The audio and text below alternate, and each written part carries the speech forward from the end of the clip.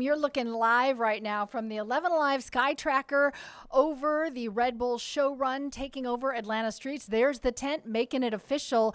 Oh, don't worry, we'll get the signal back. It's like shake a wire. There we go. It's going to be great. So tents there. You see all the infrastructure in place for what is going to be a massive weekend, and I think a very popular event. F1 Formula Racing, Red Bull coming to town. This is going to be in the Summerhill neighborhood, and the setup's been pretty cool, and it's been fun because, you know, Doug Turnbull and Reggie Chapman, a couple of our friends here at 11 Alive, have seen some of these cars around town. Look at that. They're getting all the merch ready. There's the merch tent. They're folding up the T-shirts and the sweatshirts.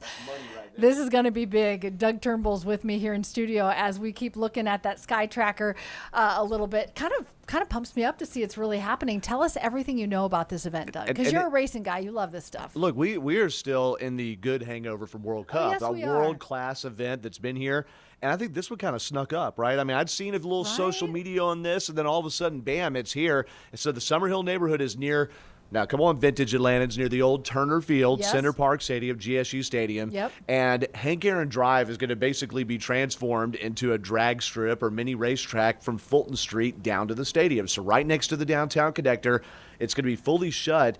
And from 5 to 7 p.m. Saturday, they're going to run actual Formula One cars, not the current ones, all right, but ones that resemble that. You see some footage from when we were there. I think they had the kickoff event on Wednesday, and so Formula One, Red Bull is this big sponsor, but Ford has just entered Formula One this year, and so Ford Racing partnered with Red Bull is going to have different Ford racing vehicles, some of them off-road, some of them in sports cars. Then of course the F1 car is going to be there as well, and they're going to be out on the street, and they're shutting it down fully, and they've even put the jersey barriers, the safety barriers up to keep the crowd safe, and they're going to run it maybe not full speed, but at high speed, and do donuts and drifting and all that kind of stuff, and it's totally free for fans. Now, I just want to be clear, nothing in F1 is ever free, okay? All right, F1's like FIFA level on costs, all right? It's nothing, and I've never been to anything F1 because it doesn't come close to Atlanta. They go to Miami and Vegas and Austin, Texas, so this is going to be free. 4 to 7 p.m. tomorrow is the window where activity is. Okay. And then at 5 p.m. is when they do like the parade of the cars and the different things, and there's going to be all sorts of merch just like you saw out there. Yeah. But today, little teaser, little 5 points off of Moreland Avenue, at a place I believe is called Wish ATL. Okay. They're going to have a big block party at a 4 to 9 p.m. celebration for that. So just a few hours. So that's cool, and perfect weather for that. That's going to be incredible. Yes, for sure. And hopefully the rain and stuff that's forecast this weekend will stay out of that window tomorrow. Yeah. But it already looks kind of like a F1 street course down there, even though the road was open on Hank Aaron Drive. They have the banners up that says Red Bull, it gives you wings, and it looks like the barriers that you would see on a Formula One course when they race in the streets, like in Monaco, where they have like the double barriers, and then I'm presuming the fans will be able to stand right there. Yeah, that Summerhill neighborhood, that's going to be so neat. I'm just picturing some of those amazing cars and trucks that you were just showing us, like under the Olympic rings and right by the cauldron. Yes. And just right down there in such a wonderful historic part of our city. Exactly, and a place that time of the weekend shouldn't be too busy. Right? They're not shutting down Peachtree in Midtown. All right, it's there's a little more room to move over there, and with the big parking lots and things that used to belong to the old Turner Field, or I guess technically still belong to Georgia State, there'll be a lot of places for people to gather. So when I was reading over the article about it from the Chamber of Commerce Discover Atlanta site, basically, fans, it's free. Just don't try to bring a lot of stuff, try to go there just like the F1 cars, low, light, lean, all right? And it'll be free. And fast. And get there fast. And you can take MARTA to the Georgia State station, and it's just, about a block or two to walk right down there. And worth noting, there's not really a lot said about how many people, but I was reading up on it a little bit, and according to the city permits, it would be like we're talking about somewhere in the ballpark of 50,000 people potentially.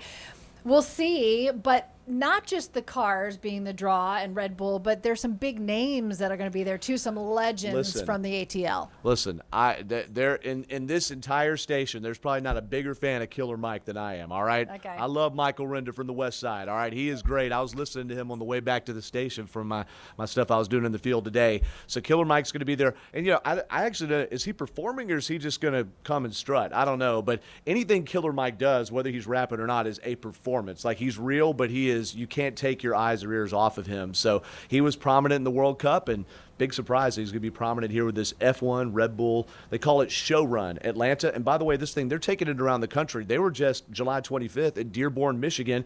No surprise, the home of Ford. Sure. Okay, so this is big. And if you're wondering why Ford, F1, I thought Ford just entered F1 this year.